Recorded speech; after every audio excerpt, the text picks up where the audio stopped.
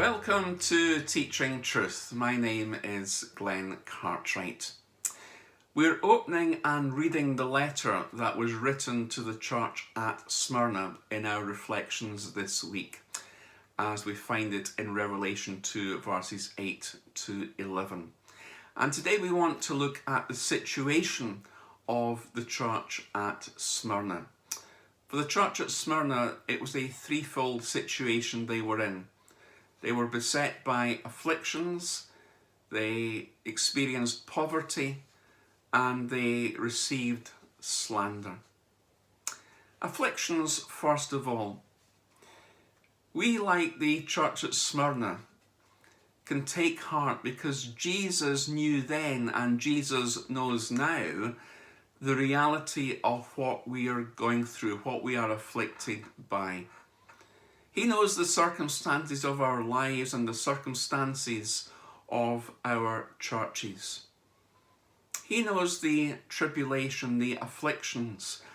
And just as this letter was written to a church, often churches go through periods of one sort of trouble or another.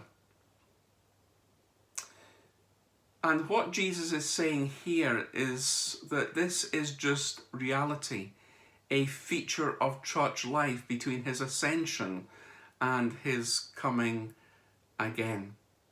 That because the world hated him, it will also hate us.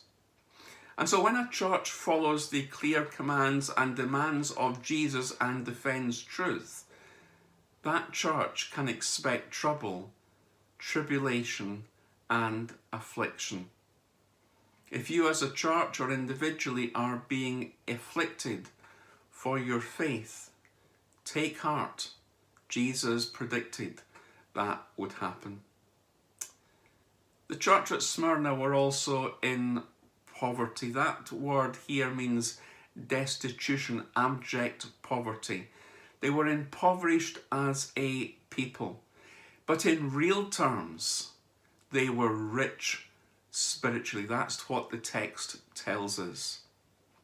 And in the language of James, God has chosen those who are poor in the world to be rich in faith. See, the church in Smyrna had next to nothing, and yet they possessed everything. Some of the most contented Christian people I know are those who have little materially or financially, and yet are full of the joy of the Lord and rich in their delight of him. In Smyrna, where Jesus' followers were as poor as church mice, he calls them rich. And that tells us that Jesus measures wealth differently from what the world does. In fact, in 1 Timothy 6, the Ephesian church are told that they should not even desire to be rich materially. He tells them that the desire to be rich will cause them to fall into temptation, into a snare, into many senseless and harmful desires that plunge people into ruin and destruction. Now, if God blesses you or has blessed you with wealth, hear this, that is not sinful. Give God all the glory for that and use your wealth to bless others. But no true Christian believer, I believe from this passage, should desire to be materially rich in this world. And that's not to say that having money in and of itself is wrong. It's the love of money that is the root of all evil. It's the desire of money that is the path of destruction. All of us should desire spiritual wealth and riches because we're called to desire and crave after Jesus, who is our great treasure. That's the lesson as we read this text of the letter to the church at Smyrna. And when we've Jesus, we've infinitely more wealth than Bill Gates, Elon Musk, and Mark Zuckerberg combined.